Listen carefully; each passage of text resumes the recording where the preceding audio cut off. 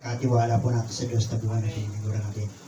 Hindi niya tayo iwan, hindi niya tayo papabayaan. Maniwala po ganyan.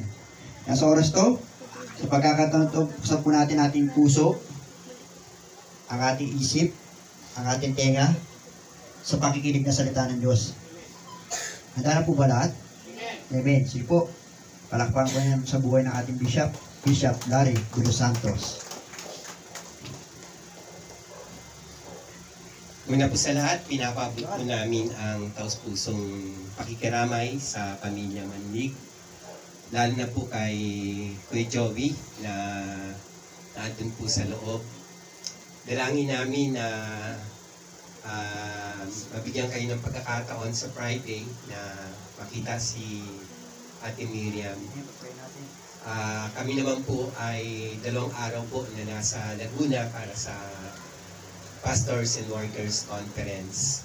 At Joan, ano lang kami kung kailan siya ihahatid sa hulingang tunay. Bago po tayo magsimula, tayo po'y saglit na yumuko at manalangin. Aming Diyos na makapangyarihan sa lahat, dumudulog po kami sa iyo upang itaas ang pamilya Manlig.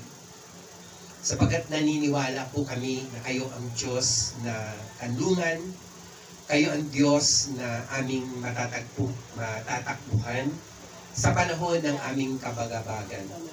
Mga panahon na kami nagdadalamhati, mga panahon na kami po'y pinanghihinaan ng loob dahil sa mamabigat na mga pagsubok sa buhay. Salamat po sa iyong pangako na kailanman hindi mo kami iwanan, pababayaan man. At sinabi mo sa sulat sa aklat ng Jeremiah, Kabanatang 33:3, tumawag kami sa iyo, call unto me, and you said, you will answer us. You will show us great and mighty things. Sa oras na ito, hinihiling po namin na bigyan mo ng kaaliwan ang pamilyang ito. Bigyan mo po sila ng lakas ng loob para mapagtagumpayan po ang mabigat na pagsubok na ito.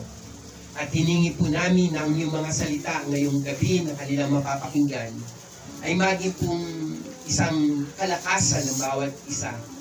Dalangin namin maging inspirasyon at mag-alis ng mga pangamba sa kanilang mga puso. Sapagkat ikaw ang Diyos na mapagmahal at mapagmalasakit. Sinabi mo na